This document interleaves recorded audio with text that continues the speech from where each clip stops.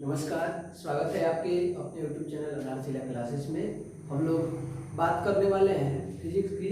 और फिजिक्स में हम लोगों ने एक वीडियो देखा था, लेकिन वह लाइव के कारण जो है नेटवर्क प्रॉब्लम के कारण साफ नहीं आ पाया था। तो इस वीडियो में जो है हम लोग फिर से नई शुरुआत करेंगे और बात करेंगे हम गति की। गति जिसको अंग्रेजी में मोशन कहते हैं। अंग्रेजी में गति को मोशन कहा जाता है। इस कोरोना काल में तो हम लोग ऑफलाइन नहीं जुड़ पा रहे हैं, लेकिन ऑनलाइन माध्यम से हम लोग जरूर जुड़ेंगे और हम लोगों की पढ़ाई जो है बाधित नहीं होनी चाहिए और आगे बढ़ती रहनी चाहिए, क्योंकि पढ़ाई जो है बहुत ज़्यादा जरूरी है, बहुत ज़्यादा इम्पोर्टेंट है। तो इसको हम लोग कैसे छोड़ सकते हैं हमारे। तो चलिए बात करते हैं गति की। हम लोग पिछले वीडियो में गति की थोड़ी सी चर्चा कर चुके थे, लेकिन वह वीडियो जो है साफ नहीं आया था। इस कारण जो है हम लोग थोड़ा सा इसको शॉर्ट में लेके चलेंगे, और लेकिन शुरू से चलेंगे, इंट्रोडक्शन क्लास से चलेंगे। तो चलिए बात करते हैं गति की। गति का बात करने से पहले हमको समझना पड़ेगा कि आखिर विराम क्या होता है। विराम जिसको अंग्रेजी में रेस्ट कहते हैं। आप लोग सुने होंगे कि जैसे हमारे घर में कोई काम करके आता है तो क्या कहते हैं कि बहुत थक गए हैं आप, थोड़ा सा आराम कर लीजिए, या उसको कहते हैं विराम कर लीजिए। मैंने एक जगह पर रह के स्थिर रह जाइए, थोड़ी देर गति करना बंद कर दीजिए, एक जगह पर स्थिर हो जाइए और थोड़ा सा आराम कर लीजिए। जब हमारा शरीर जो है एक जगह पर स्थिर हो जाता है तो हम उसको कहते हैं कि हम रेस्ट ले रहे हैं, हम उस रेस्ट ले रहे हैं, हम आराम कर रहे हैं। उसी प्रकार तो विराम किसे कहेंगे, उसी प्रकार जो है किसी वस्तु की स्थिति मतलब पोजीशन, स्थिति मतलब पोजीशन। किसी वस्तु या कोई कण, यह मान लीजिए एक कण ए है, इस वस्तु की स्थिति, इस वस्तु का पोजीशन एक निश्चित बिंदु, मान लीजिए यह एक कण ए है और एक बिंदु है O, ठीक। तो उस किसी निश्चित बिंदु की अपेक्षा, इस बिंदु O की अपेक्षा समय के साथ नहीं बदलती है, तब उस वस्तु को विराम में कहा जाता है। कहने का मतलब है यह बिंदु O है, यह एक पार्टिकल है, यह एक पार्टिकल है, एक वस्तु है, यह क्या है, एक पार्टिकल ए है, एक कण ए है। अगर यह वस्तु इस बिंदु से इसी दिशा में इतनी ही दूरी पर अगर स्थित रहता है, इतनी ही दूरी पर अगर स्थित रहता है, इसमें कोई चेंजिंग नहीं होता है, इधर उधर नहीं होता है, मैंने हमेशा जैसे था पहले वैसे ही रहता है, तब इस वस्तु को कहेंगे कि यह रेस्ट में है, ठीक है। लेकिन वही एक पार्टिकल और है, रेस्ट आप लोग समझ चुके हैं, वही एक पार्टिकल और है जिस पार्टिकल का नाम है बी, ठीक। यह पार्टिकल गति समझ, अब थोड़ा सा हम लोग गति समझ लेते हैं। अगर किसी वस्तु, एक पार्टिकल बी है, यह क्या होता है, इस वस्तु की इस बिंदु की अपेक्षा, इस बिंदु O के अपेक्षा, इस बिंदु O के अपेक्षा जो है समय के साथ धीरे धीरे इस बिंदु O की ओर बढ़ने लगता है, और धीरे धीरे करके यह बिंदु जो है इस बिंदु पर आ जाता है। यह पार्टिकल जो है इस बिंदु पर आ जाता है बी, ठीक है। तब हम कहेंगे कि यह पार्टिकल बी जो है गति में है, यह वस्तु बी जो है गति में है। कहने का मतलब है कि एक ही बिंदु की अपेक्षा समय के साथ अगर किसी वस्तु की स्थिति में परिवर्तन हो, तब उसको हम कहेंगे कि वह गति अवस्था में है। ध्यान में रखिएगा, पदार्थ जो है हमेशा दो अवस्था में रहता है, या तो वह विराम अवस्था में रहेगा, विराम में रहेगा, या तो गति में रहेगा, या तो विराम में रहेगा या तो गति में रहेगा। तो विराम किसको कहेंगे, अगर वस्तु की स्थिति जो है एक निश्चित बिंदु जो हमेशा उसी स्थान पर रहे, ठीक है, तो वहां से अगर नहीं बदले, समय के साथ नहीं बदले, तो उसको हम कहेंगे कि विराम है। अगर बदल जाती है समय के साथ, जैसे यह पार्टिकल बी जो है समय के साथ यहाँ से कहाँ चला गया, बिंदु ओ पर चला गया, और पार्टिकल बी बिंदु ओ पर चला गया है, तो इसका मतलब है कि पहले जितनी दूरी थी उतनी अब नहीं है, उतनी नहीं है, तो इसका मतलब है कि गति तो जरूर कर रहा है नहीं। ठीक उसी प्रकार जिस प्रकार मान लीजिए कि एक आदमी जो है, एक लड़का जो है, यह लड़का जो है क्या करता है, यहाँ पर एक बड़ा सा पुल है और इस पुल की तरफ जो है एक लड़का जो है जा रहा है और धीरे धीरे करके मान लीजिए इन दोनों के बीच की दूरी जो है 100 मीटर है और यह आके एक बीच मध्य बिंदु में रुक जाता है। यह मान लीजिए यह अभी है पॉइंट ए पर और पॉइंट बी पर आके रुक जाता है। यह मान लीजिए कि यह पुल जो है कहाँ है, पॉइंट सी पर है, तो पॉइंट ए से लड़का जो है चल के पॉइंट बी पर आता है और यहीं पर रुक जाता है। अब देखिए इस पुल के अपेक्षा क्या लड़के की स्थिति में परिवर्तन हुआ है? हाँ हुआ है ना जी, ए से बी पर चला गया है, इसका मतलब है कि इस लड़के में क्या हुआ है, गति हुआ है। तो इस लड़के में गति हुआ है तब मैंने कोई भी बिंदु की अपेक्षा, निश्चित बिंदु की अपेक्षा अगर समय के साथ स्थिति में परिवर्तन हो तो गति कहेंगे। अगला एक महत्वपूर्ण बात जो है, जो आपको अभी हम बताना चाहते हैं कि विराम और गति कभी भी निरपेक्ष नहीं होता है। विराम और गति कभी भी निरपेक्ष नहीं होता है। निरपेक्ष का मतलब क्या होता है? यह क्या होता है, बल्कि हमेशा सापेक्ष होता है, आपेक्षिक होता है। निरपेक्ष का मतलब क्या होता है? निरपेक्ष का मतलब होता है कि किसी भी वस्तु से अपेक्षा नहीं रखना। मतलब हम विराम या गति की जब भी परिभाषा दे रहे हैं तो यहाँ पर देख रहे हैं ना जी, किसी निश्चित बिंदु की अपेक्षा हम जब माप रहे हैं तो इस जैसे हमने इस बिंदु O की अपेक्षा नापा है, ठीक है, तो अगर इस बिंदु O के सापेक्ष हम नहीं देखते, हम किसी भी बिंदु को नहीं मानते, हम ऐसे ही कहते कि हाँ आगे बढ़ रहा है तो गति है, नहीं बढ़ रहा है तो विराम है, तब हम कहते कि गति जो है निरपेक्ष है, यानी किसी से अपेक्षा नहीं करना। और लेकिन यहाँ पर क्या हो रहा है, यहाँ पर हम बिंदु O के सापेक्ष देख रहे हैं, एक संदर्भ बिंदु मान रहे हैं ना जी। जब भी हम संदर्भ बिंदु माने, किसी बिंदु की अपेक्षा किसी बिंदु की स्थिति को जानने का प्रयास करें, किसी कण की स्थिति को जानने का प्रयास करें, तब उसको हम कहेंगे कि वह सापेक्ष है, निरपेक्ष नहीं है। ध्यान में रखिएगा, जब भी हम नापे देखेंगे तब भी क्या उस किस बिंदु की अपेक्षा ही देखेंगे। जैसे एक एग्जांपल ले लेते हैं कि मान लीजिए कि एक जो है बस है, एक बस है, इसमें जो है बहुत सारे लोग जो हैं बैठे हुए हैं, ठीक है, यह बस जो है चल रहा है। अब जहां से चलना शुरू किया, मैंने स्टेशन से मान लीजिए अगर चलना शुरू करता है, स्टेशन से मान लीजिए अगर बस जो है चलना शुरू करता है, तो स्टेशन पर मान लीजिए एक यहाँ पर एक पॉइंट ले लेते हैं ए, पॉइंट ए से चलना शुरू करता है, बस जो है आगे बढ़ता है, पॉइंट बी पर पहुंच जाता है, पॉइंट बी पर पहुंच गया, ठीक है, तो क्या इस बिंदु ए के सापेक्ष इस बस में कोई परिवर्तन हुआ है? क्या हम में कोई परिवर्तन हुआ है इस बिंदु ए के सापेक्ष? हम भी तो बस के साथ साथ चले जा रहे हैं, तो इस पॉइंट ए के सापेक्ष जो है हमारी दूरी जो है बढ़ गई है, यानी इस पॉइंट ए के अपेक्षा अगर इस पॉइंट ए को संदर्भ बिंदु मान लिया जाए तो हम जो है गति कर रहे हैं। लेकिन क्या इस बस की अपेक्षा, हम तब भी बस में थे और अब भी बस में हैं, इस बस की अपेक्षा हमने गति की नहीं।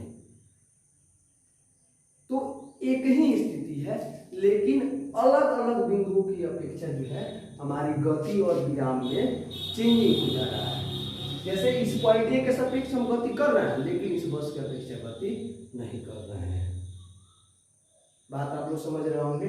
इसलिए हमने कहा है कि गति जो है निरपेक्ष होता है, गति सापेक्ष गति निरपेक्ष नहीं होता है, गति क्या होता है, सापेक्ष होता है। किसी बिंदु की अपेक्षा मानते हैं हम उसको, ठीक है। तो आप लोग गति को समझ चुके होंगे। अब चलते हैं हम लोग थोड़ा सा गति के प्रकार की तरफ, मिटाते हैं इसको।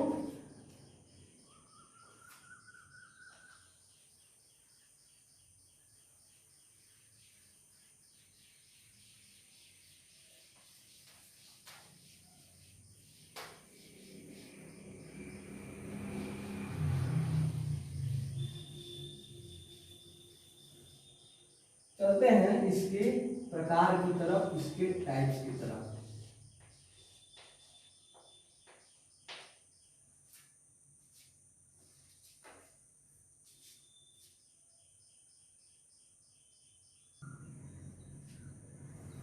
चलिए समझते हैं हम लोग सरल रेखी गति को। जो गति का सबसे पहला प्रकार है, सबसे पहला टाइप है सरल रेखी गति। सरल रेखी गति को इंग्लिश में कहते हैं लीनियर मोशन। लीनियर मोशन, या इसको एक और अंग्रेजी में कह सकते हैं हम लोग स्ट्रेट लाइन मोशन। और क्या कह सकते हैं, स्ट्रेट लाइन मोशन। तो आप जो कहिए लीनियर मोशन कहिए या स्ट्रेट लाइन मोशन कहिए, ये क्या होता है। तो सबसे पहले आपको समझना पड़ेगा सरल रेखा क्या होता है, स्ट्रेट लाइन क्या होता है। तो सरल रेखा बाबू कोई एक बिंदु से लेकर दूसरे बिंदु के बीच में खींची गई सीधी रेखा सरल रेखा कहलाती है। क्या यह जो है, यह मान लीजिए पॉइंट ए है, यह बी है, यह एक्स है, यह वाई है। क्या यह रेखा सरल रेखा है? नहीं है। क्यों नहीं है? क्योंकि यह सब इस दोनों बिंदुओं के बीच की सबसे कम दूरी नहीं है। जो सबसे कम दूरी होगी, जो सबसे कम लंबाई वाली रेखा होगी इन दोनों बिंदुओं के बीच में, उसी को हम कहेंगे सरल रेखा। इसको अगर ऐसे हम खींच दें, तब यह सरल रेखा हो जाएगी, लेकिन यह सरल रेखा नहीं है। तो बिंदु यह रेखा एक्स वाई जो है, ए बी जो है सरल रेखा है, यह सरल रेखा है, लेकिन एक्स वाई जो है सरल रेखा नहीं है। क्यों नहीं है? क्योंकि यह इन दोनों बिंदुओं के बीच की सबसे कम दूरी नहीं है। सबसे कम लंबाई इन किसी भी दो बिंदुओं के बीच की सबसे कम लंबाई जो है वही कहलाती है हमारी सरल रेखा। सबसे कम लंबाई वाली रेखा क्या कहलाएगी? सरल रेखा कहलाएगी। तो सरल रेखा आप लोग समझ चुके होंगे। अब हम लोग समझते हैं कि सरल रैखिक गति क्या होता है। सरल रेखा समझ में आ गया। सरल रैखिक गति बहुत ज्यादा आसान है। तो वही उसी सरल रेखा पर अगर कोई कण गति करे, अगर कोई पार्टिकल गति करे, मान लीजिए एक पार्टिकल जो है यहाँ से गति करना शुरू करता है और यहाँ पहुँचता है, फिर यहाँ पहुँच जाता है पॉइंट सी पर, ठीक है। तो इस सरल रेखा का हम दिश गति कर रहा है, इसका मतलब हम इसको कहेंगे कि यह सरल रैखिक गति है। एक आदमी, तो वही परिभाषा लिखा हुआ है, जब कोई वस्तु सीधी सरल रेखा पर गतिशील हो, सीधी सरल रेखा पर गति करे, तब उस वस्तु की गति क्या कही जाती है? सरल रैखिक गति कही जाती है, लीनियर मोशन कही जाती है, स्ट्रेट लाइन मोशन कही जाती है। अब देखिए एग्जांपल में सीधी सड़क पर चलती कार की गति, एक कार जो है यहाँ से यहाँ तक मान लीजिए चल रहा है, तो यह क्या है? सरल रैखिक गति है। सीधी सड़क पर साइकिल की गति हो जाएगा, पैदल चलते आदमी की गति हो जाएगा, तो ये सब हो जाएगा सरल रेखा गति। सरल रेखा पर गति करना सरल रैखिक गति है। कोई कण सरल रेखा पर गति कर रहा है, सरल रैखिक गति है। अब हम चलते हैं गति के दूसरे प्रकार पे। इसको जो है दूसरा प्रकार है वृत्तीय गति। वृत्तीय गति इसको हम कहेंगे सर्कुलर मोशन। वृत्तीय गति इसको हम क्या कहेंगे? सर्कुलर मोशन, या कह सकते हैं स्फेरिकल मोशन। स्फेरिकल मोशन, दोनों में से जो भी चाहे वो भी कह सकते हैं, स्फेरिकल मोशन या सर्कुलर मोशन। तो सबसे पहले वृत्तीय गति को समझने से पहले हमको समझना पड़ेगा वृत्त क्या होता है, गोला क्या होता है।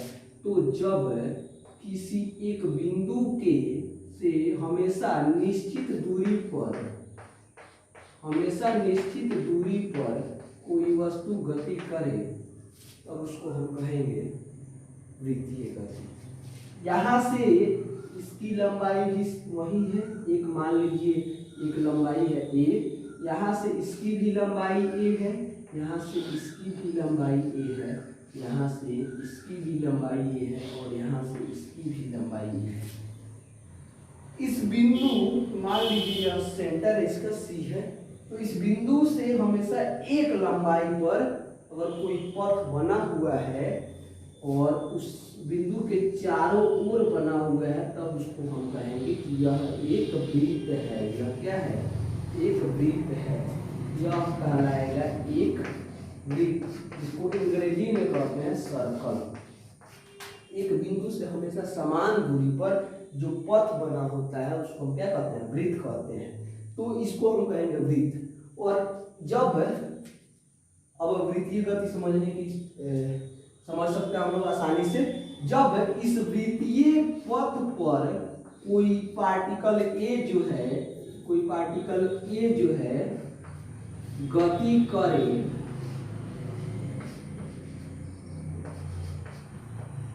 जब इस वृत्तीय पथ पर कोई पार्टिकल ए जो है गति करे तब हम कहेंगे कि यह वृत्तीय गति हो रहा है।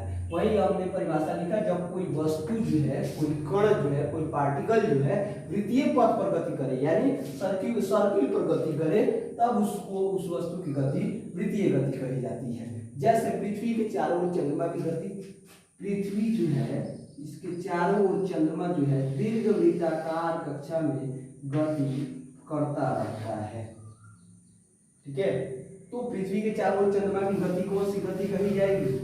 वो कही जाएगी हमारी वृत्तीय गति। सूर्य के चारों ओर ग्रहों की गति, वो भी दीर्घ वृत्ताकार कक्षा में गति करते रहते हैं। ये हो गया। अब चलिए नाभिक के चारों ओर इलेक्ट्रॉन की गति। नाभिक क्या होता है? तो हमने पढ़ा है, हम जानते हैं कि कोई भी पदार्थ जो है किससे मिलकर बना होता है? परमाणुओं से मिलकर बना होता है। कोई भी पदार्थ जो है परमाणुओं से मिलकर बना होता है और यह क्या है? परमाणु है। और इस परमाणु के बीच में एक पाया जाता है नाभिक, एक न्यूक्लियस है, एक नाभिक पाया जाता है जिसमें क्या क्या रहते हैं? न्यूट्रॉन रहते हैं और प्रोटॉन रहते हैं। नहीं तो अब इस यह क्या है? इसका नाभिक है। यह जो है इस परमाणु का नाभिक। परमाणु के सबसे मध्य भाग में एक बिंदु माना गया है, जिस एक सेंटर माना गया है, जिसको हम क्या कहते हैं? नाभिक कहते हैं। तो इसके चारों ओर अनेक सारी कक्षाएं बनी हुई है और इन कक्षाओं में इलेक्ट्रॉन लगातार गति करता रहता है। अब बताइए, यह परमाणु जो है गोलाकार होता है। परमाणु का आकार कैसा होता है? गोलाकार होता है। इसमें कक्षाएं जो है वृत्ताकार बनी होती है, तो इलेक्ट्रॉन वृत्ताकार कक्षाओं पर ही न गति करेगा। और जब वृत्ताकार कक्षाओं पर गति करेगा तो वह कौन सी गति होगी? वृत्तीय गति होगी। तो कोई अगर पूछे कि नाभिक में जो है, नाभिक के चारों परमाणु में इलेक्ट्रॉन की गति कौन सी गति होती है? तो वृत्तीय गति होती है। क्यों? क्योंकि इलेक्ट्रॉन जो नाभिक के चारों ओर चक्कर लगाते हैं, कैसे पथ पर? वृत्तीय पथ पर। जब वृत्तीय पथ पर चक्कर लगा रहे हैं तो वृत्तीय गति होगी ही। चलिए अब हम लोग आगे देखते हैं। वृत्तीय गति का बाद गति के अगले प्रकार की तरफ बढ़ते हैं। चलिए, गति का अगला प्रकार है दोलन गति। इसको हम लोग समझते हैं। दोलन गति को अंग्रेजी में कहते हैं ओसिलेटरी मोशन। ओसिलेटरी मोशन क्या होता है? तो जब कोई कण जो है किसी कण के अपेक्षा, गति क्या होती है? सापेक्ष होती है। किसी न किसी कण की अपेक्षा जरूर होगी। किसी कण की अपेक्षा आगे पीछे या ऊपर नीचे करे तब उसको हम कहेंगे दोलन गति कहेंगे। जैसे पेंडुलम की गति। पेंडुलम घड़ी में क्या होता है? ये एक पेंडुलम लटका रहता है और यह पेंडुलम जो है कभी इधर जाता है और फिर यहाँ से फिर इधर जाता है, फिर इधर आता है, फिर इधर जाता है, फिर ऐसे ऐसे करके लगातार पेंडुलम गति करता रहता है और एक ही पथ पर करता है। इसको हम क्या कहेंगे? दोलन गति कहेंगे। झूले की गति, झूलों में भी क्या होता है? आगे जाता है, पीछे जाता है, आगे जाता है, पीछे जाता है, आगे जाता है, पीछे जाता है। वैसी गति हमारी क्या होगी? दोलन गति। एक ही बिंदु के आगे पीछे या ऊपर नीचे जब कोई वस्तु लगातार गति करे तब उसको हम कहेंगे दोलन गति। चलिए गति के अगले प्रकार की तरफ चलते हैं। गति का अगला प्रकार है आवर्त गति। आवर्त गति यानी पीरियोडिक मोशन। पीरियोडिक मोशन क्या होता है? आवर्त सबसे पहले समझ लेते हैं कि अगर कोई भी वस्तु जो है यहाँ से यहाँ जाए फिर यहीं पे चला है तब उसको हम कहेंगे आवर्त। क्या हो रहा है? आवर्ती हो रहा है। अगर कोई 1 2 3 2 1, जैसे यहाँ पर देखिए 1 आया, 2 आया, फिर 3 आया, फिर 2 आया, फिर 1 आया, फिर 1 आएगा, फिर 2 3, सॉरी 1 2 3 1 2 3 1 2 3। तो यह 1 2 3 जो है लगातार आवर्त कर रहा है, लगातार दोबारा आ रहा है, बार बार आ रहा है, यानी आवर्त कर रहा है। तो आवर्ती का मतलब क्या होता है? एक ही चीज को बार बार आना। जैसे देखिए यहाँ पर अगर कोई वस्तु अपने गति के क्रम में किसी निश्चित बिंदु को निश्चित समय अंतराल पर बार बार दोहराए तब उस वस्तु की गति क्या कहलाएगी? आवर्त गति कहलाएगी। जैसे सिलाई मशीन के सुई की गति, जैसे सिलाई मशीन में क्या होता है कि एक सुई होता है, या ऊपर जाता है फिर वहीं पर नीचे आ जाता है, फिर जाता है फिर वहीं पर नीचे आ जाता है। तो ऐसी गति कहलाएगी हमारी क्या? आवर्त गति कहलाएगी। बार बार दोहराए जो गति। झूले की गति, झूले गति में क्या होता है? मान लीजिए कि एक झूला है ऊपर, फिर यह वृद्धि कक्षा में गति कर रहा है ऐसे, तो यहाँ जाएगा फिर यहीं पे आएगा, फिर जाएगा, फिर यहीं पे आएगा, फिर जाएगा, बार बार गुजरती है गति, तब उसको हम कहेंगे आवर्त गति। तो ये थे हमारे गति के 4 प्रकार। इन 4 प्रकारों में हमको मात्र 2 प्रकार के पढ़ना है। एक पहला वाला सरल रैखिक गति, लीनियर मोशन पढ़ना है, और दूसरा पढ़ना है हम लोग को सर्कुलर मोशन,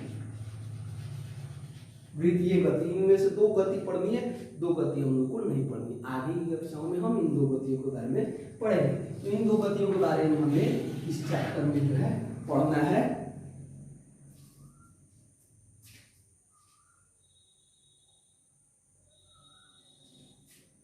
तो हम लोग सबसे पहले जो है पढ़ेंगे सरल रैखिक गति। इसको मिला, चलिए हमने गति के प्रकारों को तो पढ़ लिया, लेकिन गति के वर्णन करने के लिए, गति को बताने के लिए हमें कई सारे पदों की जरूरत होती है। जैसे चाल की जरूरत पड़ेगी, धुरी की जरूरत पड़ेगी, वेग की जरूरत पड़ेगी, त्वरण की जरूरत पड़ेगी, विस्थापन की जरूरत पड़ेगी, इन सभी चीज़ों की जरूरत पड़ेगी। तो इन सभी चीज़ों को हमको सबसे पहले क्या करना पड़ेगा? समझना पड़ेगा। तो उससे पहले हम लोग जान लेते हैं कि कोई वस्तु की स्थिति हम लोग कैसे बताएंगे, माने कोई वस्तु कहाँ है इसको हम लोग कैसे बताएंगे। तो इसके लिए हमें 2 चीज की जरूरत होती है।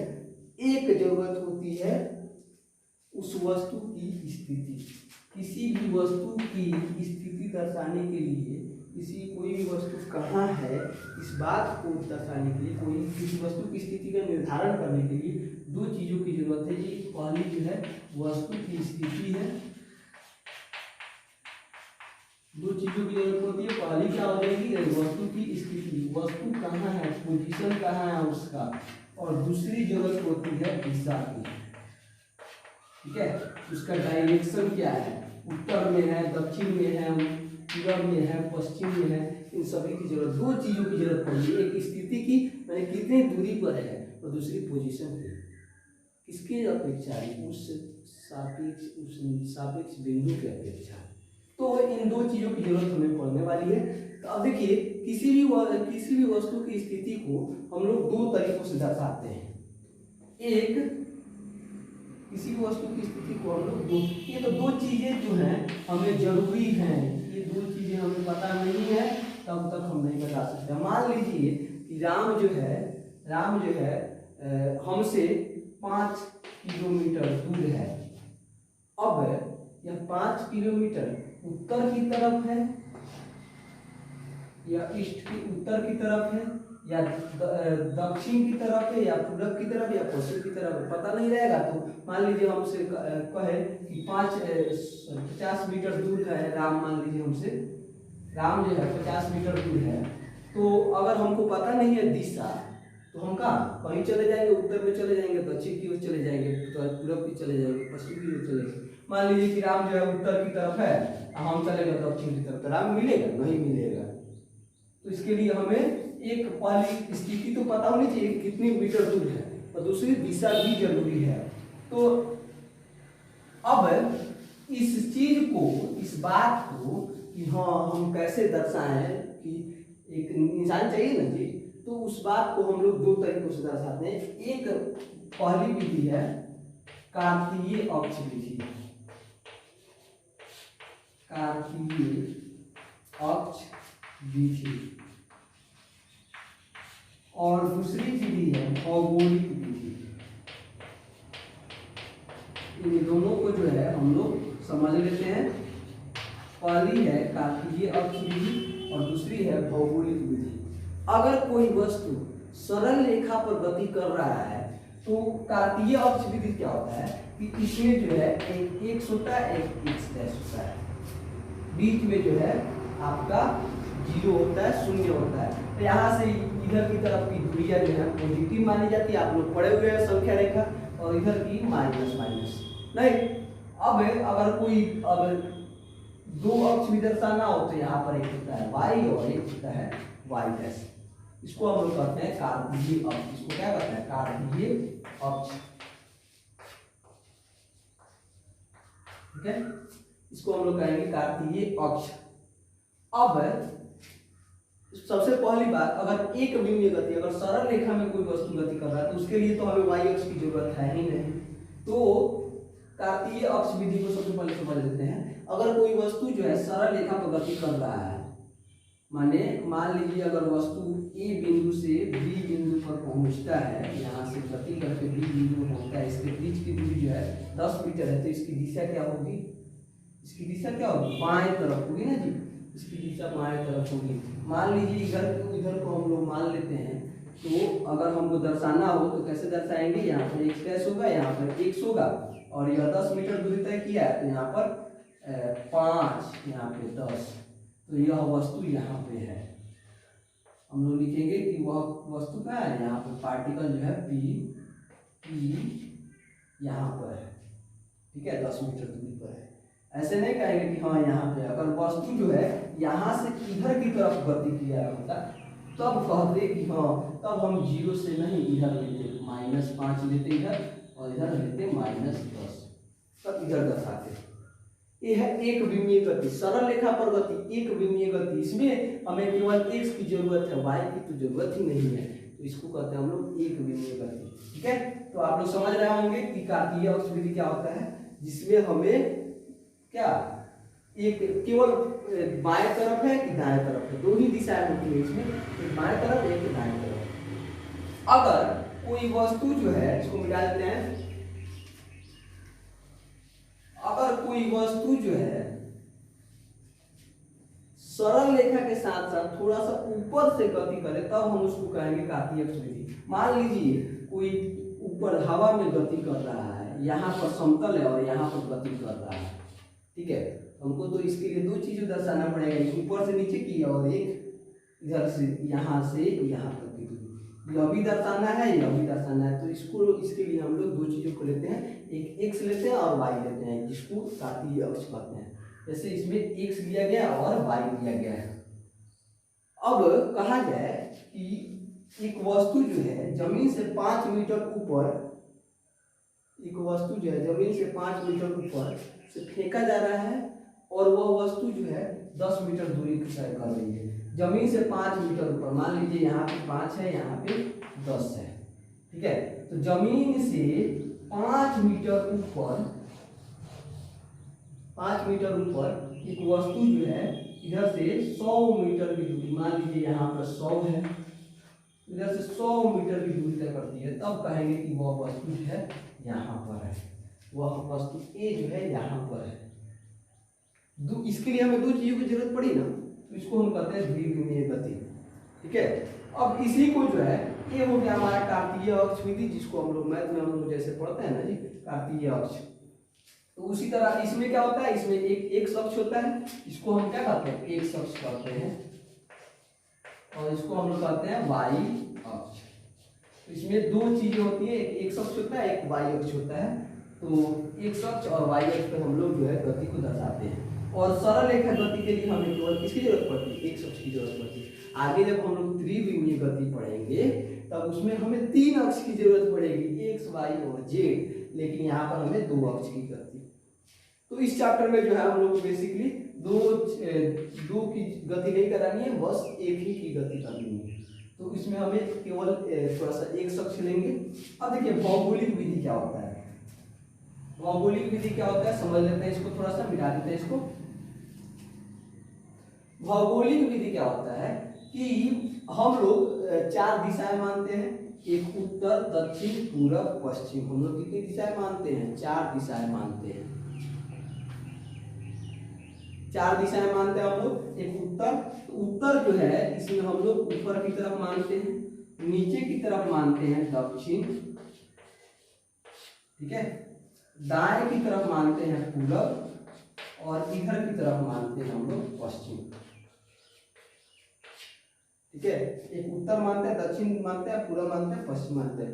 अगर कोई कण, इसको ओ से दर्शाते हैं, अगर कोई कण जो है मान लीजिए यह क्या है, यह निर्देश बिंदु है, यहाँ पर ओ जो है निर्देश बिंदु है, संदर्भ बिंदु है। तो कोई वस्तु जो है 5 मीटर पूरब की तरफ चला तो यहाँ पर दर्शाएंगे, कोई वस्तु जो है 5 मीटर उत्तर पूरब की तरफ चला तो यहाँ पर दर्शाएंगे। समझ रहा बात आप लोग ना। तो इसमें उत्तर, दक्षिण, पूरब, पश्चिम होता है, और इसमें क्या होता है एक्स वाई, एक्स अक्ष और वाई अक्ष होता है। कार्तीय अक्ष विधि में एक्स अक्ष वाई अक्ष होता है, और भौगोलिक विधि में उत्तर, दक्षिण, पूरब, पश्चिम होता है। कोई यह वस्तु जो है 10 मीटर पश्चिम की तरफ चला तो यहाँ पर 10 मीटर ऐसे दर्शाएंगे इधर।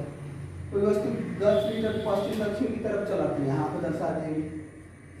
तो इस प्रकार से हम लोग भौगोलिक विधि में दर्शाते हैं। तो 2 प्रकार की विधियां, एक कार्तीय अक्ष विधि और दूसरा है भौगोलिक विधि। तो आज हम लोग इस वीडियो को यहीं पर खत्म करेंगे, और अगले वीडियो में जो है हम लोग पढ़ेंगे राशियों के बारे में, ठीक है। राशियां कितनी प्रकार की होती है, दिशा के आधार पर, परिमाण, जिसमें परिमाण और दिशा होती है उसको क्या करते हैं, जिसमें केवल परिमाण होता है उसको क्या करते हैं, इन सभी बातों की चर्चा करेंगे हम लोग अगले वीडियो में। और अगले वीडियो में ये भी देखेंगे कि अगले इस पर हम लोग कुछ क्वेश्चन भी लगाएंगे कार्तीय अक्ष विधि और भौगोलिक विधि पर। तो बने रहिए हमारे साथ, और आगे हम लोग पढ़ेंगे, हम लोग फिजिक्स को आगे बढ़ाएंगे। डेली आज से वीडियो बनेगा, आज रहने देंगे। धन्यवाद।